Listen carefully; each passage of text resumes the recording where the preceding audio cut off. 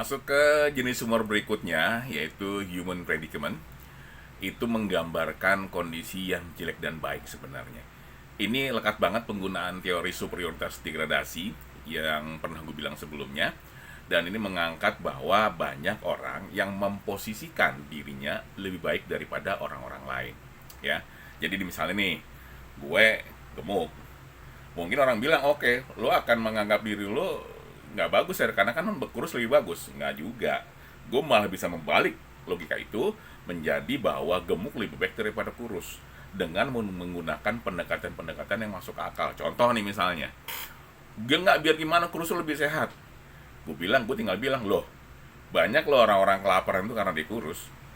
Artinya kurus itu tidak harus selalu lekat dengan sehat. Orang-orang yang nggak bisa makan ya kurus.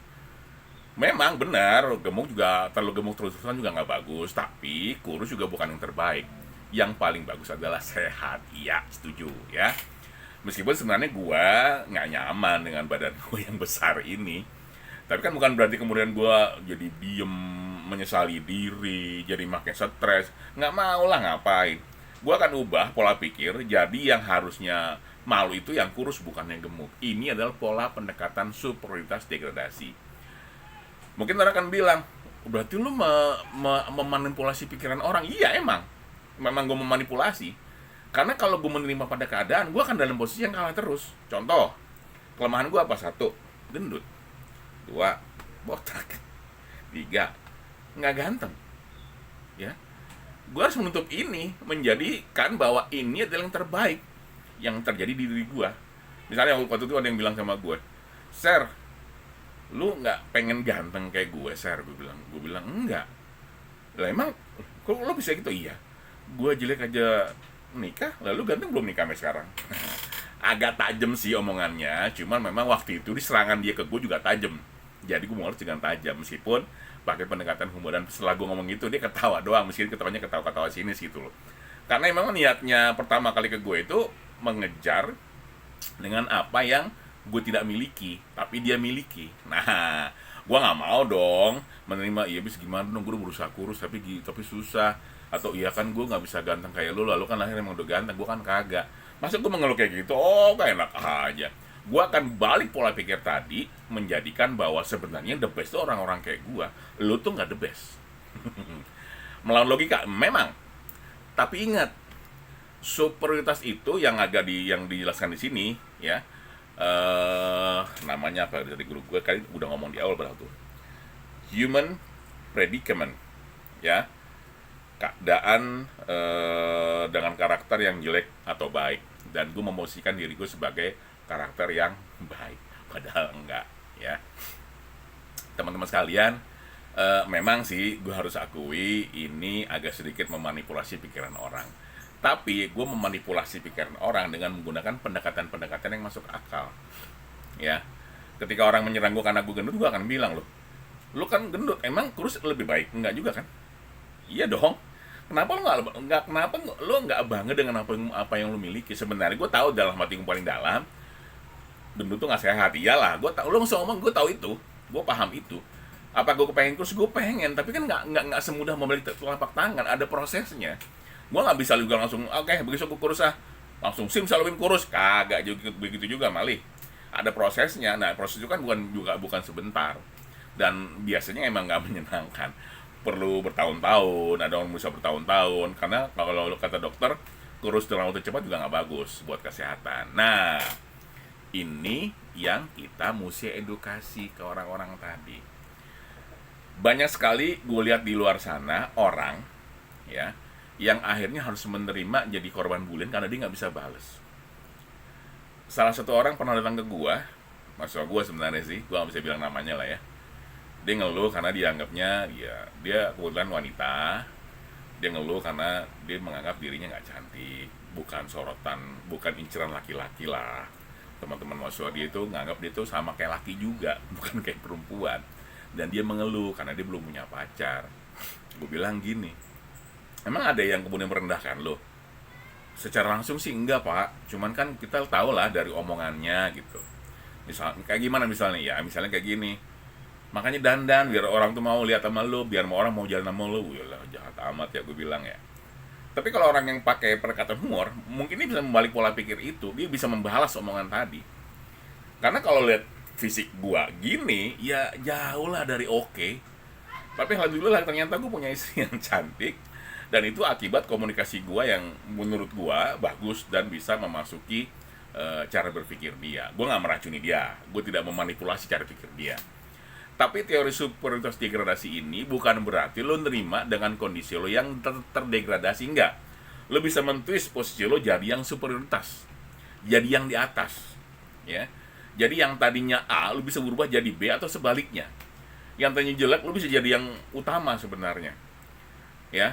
Tapi itu tadi gue bilang, lo harus siap dengan segala macam fakta pendukung yang mungkin aja tercipta dari hasil observasi lo, hasil lo ngobrol, sama pemikiran-pemikiran sinting lo dalam tanda kutip, ya. Misalnya nih, contoh, share, lo nggak kepengen kurus, share, pengen, tapi gue nggak mau kurus kayak lo mah sakit, gue bilang gitu, ya. Ah, gue sehat, share, kata lo, udah cek dokter belum, udah cek lab belum kan? Iya sih, kenapa gue bilang begitu? Karena gue tahu orang itu paling takut kalau disuruh cek lab. Ya, orang itu paling takut kalau disuruh cek lab. Seolah-olah kalau cek laboratorium itu lo kebaca dosa-dosanya apa. Penyakit itu keluar semua tuh yang ada bintang-bintangnya tuh. Oh, Bapak ini di sini gitu loh. Karena gue tahu fakta itu, makanya gue baru nyerang balik. Artinya apa? Gue punya peluru dulu nih. Ya, gue punya peluru dulu untuk nyerang balik. Jadi posisi gue adalah terdegradasi, berubah jadi posisi yang superioritas. Gue yang bisa langsung posisi lebih baik daripada dia, padahal sebenarnya enggak. Nah, sebenarnya pendekatan atau jenis humor ini bisa digunakan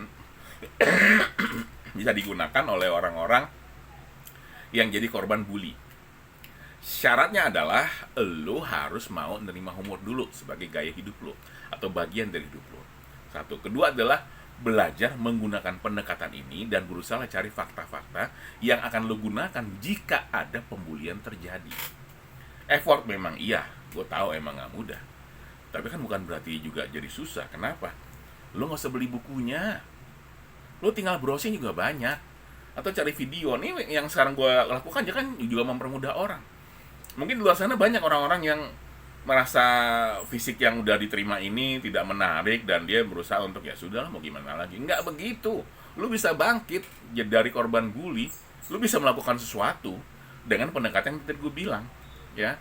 Coba balik posisi yang tadinya korban jadi penyerang, tadinya bertahan jadi penyerang, tadinya defense jadi striker, kan bisa. Gue selalu bilang ke orang-orang, bukan masalah bisa atau nggak bisa, tapi mau atau nggak mau. Karena kalau mau, lu pasti bisa. Gitu.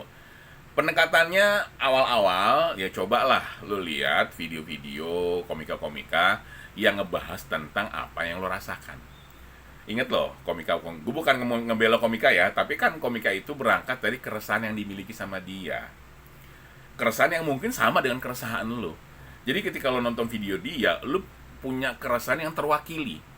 Materi yang disampaikan tadi bisa lo ambil tuh menjadi bahan, sebagai bahan untuk lo serang balik kalau lo diserang sama orang yang melakukan perundungan kepada lo gitu, ya.